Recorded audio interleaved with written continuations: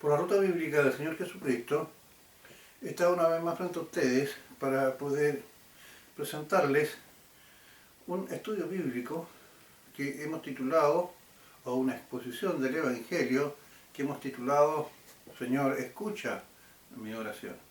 Es un texto breve que pretende ilustrar las características que debe tener la oración y que nos sirve para poder clamar ante el Señor cada vez que sintamos el deseo interno de comunicarnos con Él. Entonces, diremos que por medio de la oración, guiado por el Espíritu Santo, que mora en nosotros, buscamos el concurso o ayuda de Dios para su oportuno socorro. En medio de una verdadera lucha en la que nos encontramos para poder sortear la tormenta de la vida en la que nosotros, los hombres, simbolizamos un pequeño barco que trabaja arduamente para no quedar a la deriva frente a los embates de la tormenta creada en la tierra por el príncipe de este mundo que es Satanás, ya que nuestro pequeño motor humano solo puede superar su fuerza mediante la acción de Dios por medio de Cristo, y este amorosa y fuertemente nos ayuda, y así consiguientemente la oración es guiada y es efectiva mediante el Espíritu Santo.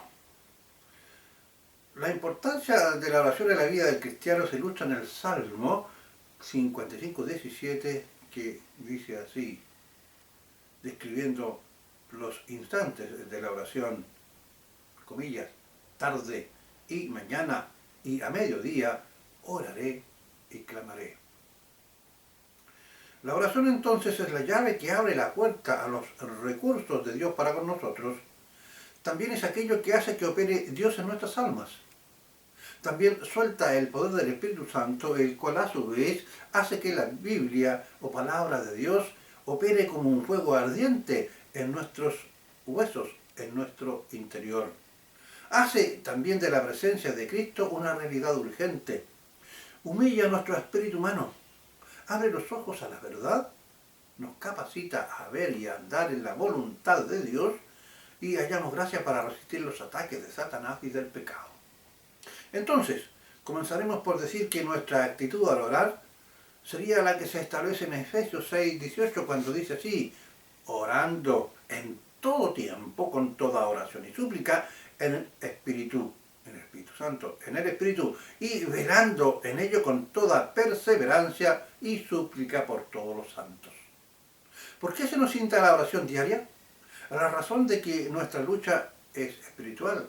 En Efesios 6:12 nos dice, porque no tenemos lucha contra sangre y carne, sino contra principados, contra potestades, contra gobernadores de las tinieblas de este siglo, contra huestes espirituales de maldad en las regiones celestes. Ahora bien, ¿qué características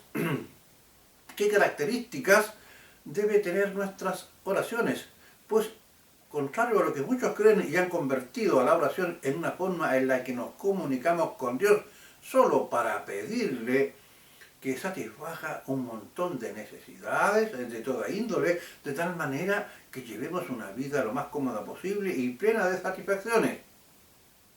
No obstante que tenemos la libertad en la oración y podemos pedir todo aquello que consideremos que necesitamos en nuestras vidas, la oración es algo más que una solicitud de satisfacciones terrenales para mí y mis seres queridos. La oración debe incluir una variedad de contenidos, debe incluir alabanza, adoración, acción de gracia, seguido entonces de la exposición de nuestras necesidades y aflicciones. Con base a ello, plantearle al Padre, en el nombre de Cristo, nuestras peticiones. Recordemos y establezcamos que la oración es la forma en la que hablamos con Dios, y esta conversación bajo estos términos señalados debe ser constante, respetuosa y fluida. Si reconocemos a la oración como una conversación con Dios en la que le hablamos y Él nos escucha, debemos reconocer también y aceptar que Él nos habla y le debemos escuchar. Usted dirá, ¿y cómo? Yo quiero escuchar la voz de Dios. Bueno, es muy simple, pues. Cada vez que usted lee la Biblia o palabra de Dios, es Dios quien le está hablando.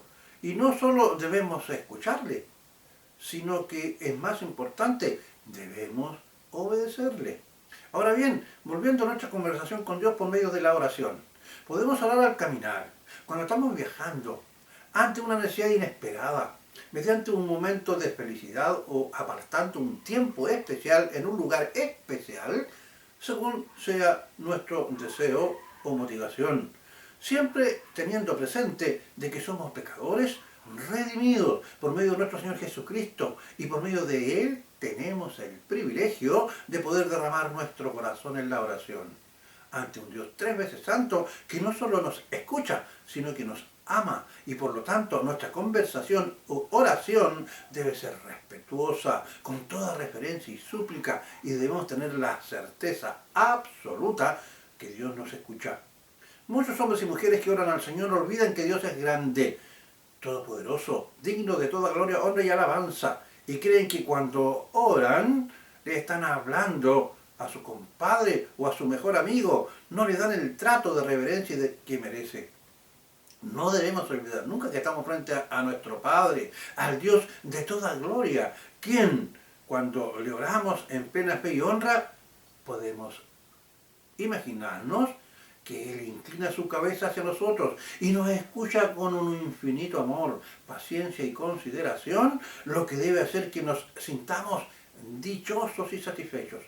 Es necesario establecer, y esto es de vital importancia, y escúchelo bien, que solo oramos en el nombre de Cristo y no debemos buscar ningún otro intercesor o intercesora, dejando de lado cualquier razonamiento humano.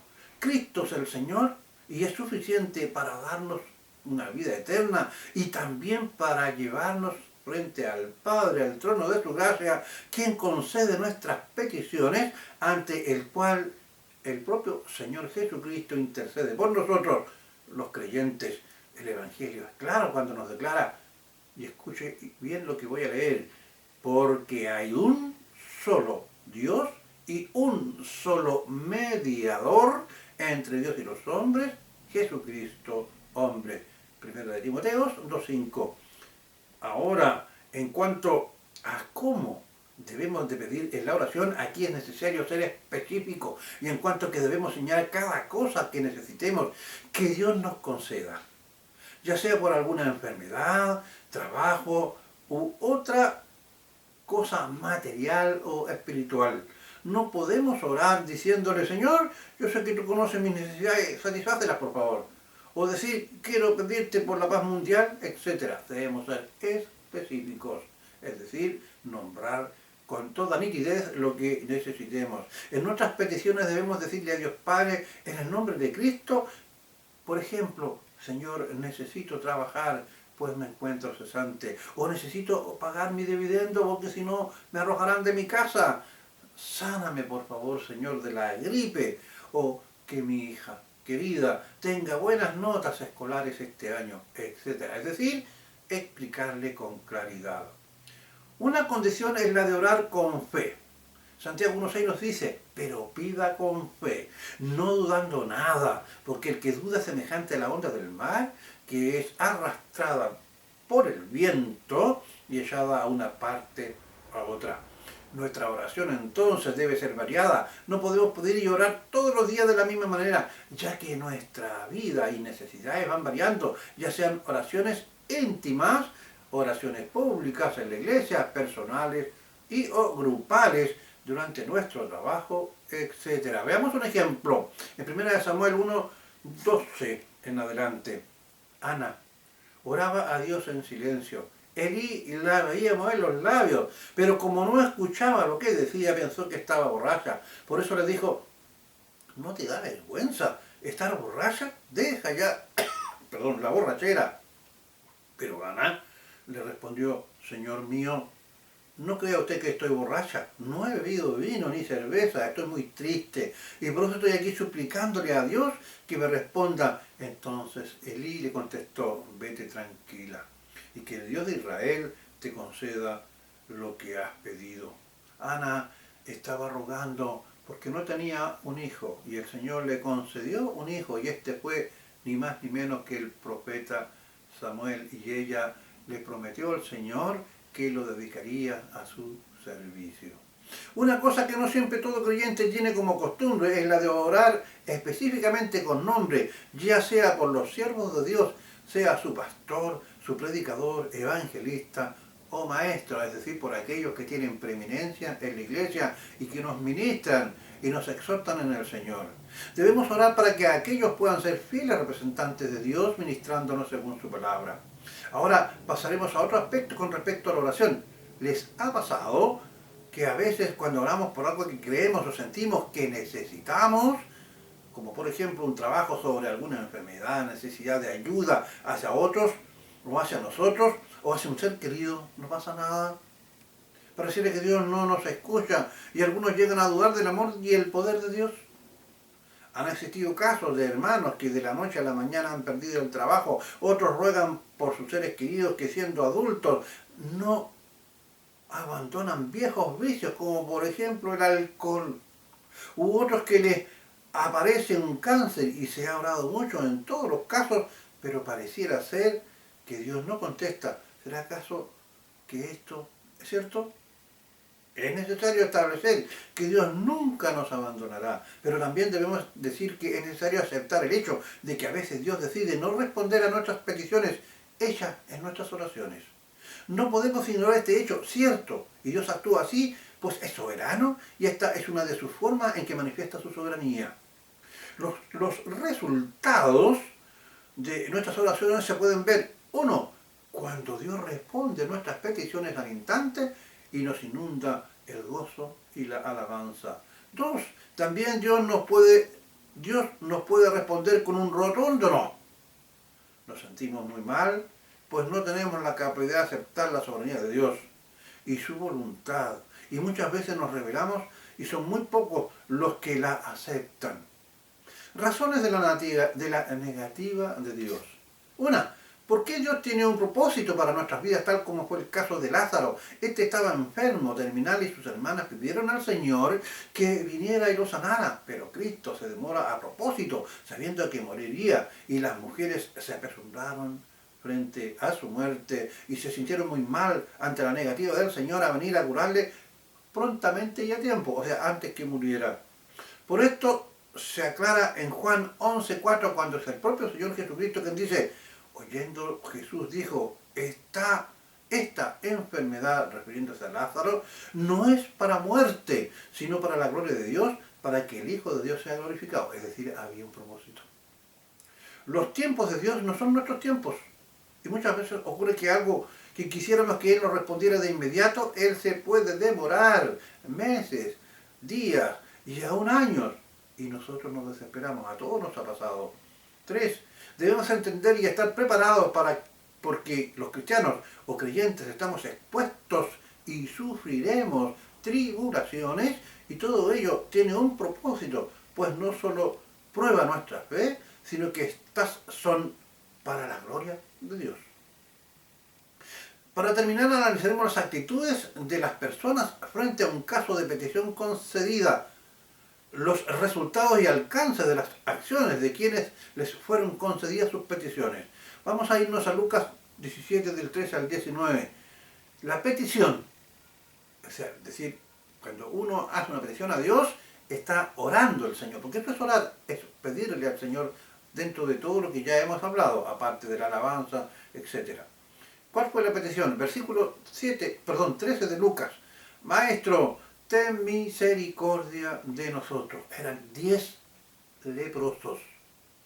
Cuando él los vio, les dijo: id, mostraos a los sacerdotes. Y aconteció que mientras iban, fueron limpiados. Ellos obedecieron, iban a ir donde los sacerdotes a mostrarles lo que el Señor había hecho. Entonces en el camino fueron sanados, es decir, limpiados. Y entonces uno de ellos, viendo que había sido sanado, volvió glorificando a Dios a gran voz, o sea, dando gracias a Dios por el milagro concedido. Y se postró rostro en tierra a sus pies dándole gracias. Y este era samaritano, no era judío, pero los otros lo eran. Respondió Jesús y dijo: ¿no son 10 los que fueron limpiados, o decir, sanados, y los 9, ¿dónde están? No hubo quien volviese y diese gloria a Dios, sino este extranjero. Y le dijo el Señor Jesús, y le dijo, levántate, vete, tu fe te ha salvado. Si hacemos un análisis de lo aquí ocurrido, podemos decir que tal petición en voz alta de los 10 leprosos fue una oración presencial ante el Señor de toda gracia. Si los observamos, vemos a los 10 aparentemente iguales, pues todos eran leprosos. Habían sido apartados de su sociedad porque andaban con una campanita, nadie se podía acercar a ellos. Pero por medio de su petición, los 10 estaban determinados en ese día a ser curados del cuerpo, es decir, a ser sanados de la lepra. Ellos habían escuchado del Señor Jesús, sabían y creyeron que el Señor los podía curar, es decir, sanar. Ellos llevaron con súplica su petición en oración presencial al Señor Jesús cuando le dijeron, Señor, ayúdanos. Fueron obedientes a la palabra del Señor Jesucristo al ir a los sacerdotes. Todos fueron curados de su enfermedad corporal. Todos actuaron igual, pero solo uno, escuche bien, pero solo uno regresó. Uno tenía un corazón dispuesto a no solo a reconocer, sino que a amar al Señor Jesucristo. Los otros 9 no solo evidenciaron un amor hacia ellos, uno encontró la salvación, 9 solamente se curaron del cuerpo. Uno, el samaritano, recibió 2 milagros, es decir, la sanidad corporal y la vida eterna. 9 recibieron un milagro, dije, la sanidad de su cuerpo, pero no la de su alma. Los 10 fueron limpios de la lepra por medio del milagro divino, pero el samaritano fue sanado, fue perdonado y salvo. Esos son 2 milagros e indudablemente que el samaritano llevó la mejor parte como producto de su oración contestada.